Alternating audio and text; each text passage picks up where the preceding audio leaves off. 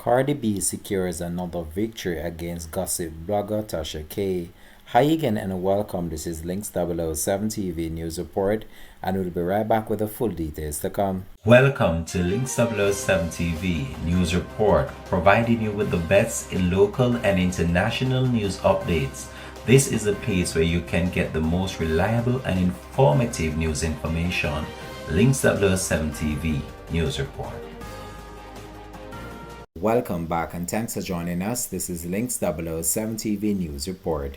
International rap star Cardi B has secured a legal victory against Tasha K after being awarded an additional $60,000 for a violation of the terms of the previous court settlement. The payment stemmed from Tasha K's public comments about Cardi B's personal life, including remarks involving Offset and NFL player Stefan Diggs, despite agreeing not to make any further disparaging statement about the rapper. The new agreement involves contempt proceeding related to Cardi B's landmark $4 million US defamation judgment against Tasha K in 2022.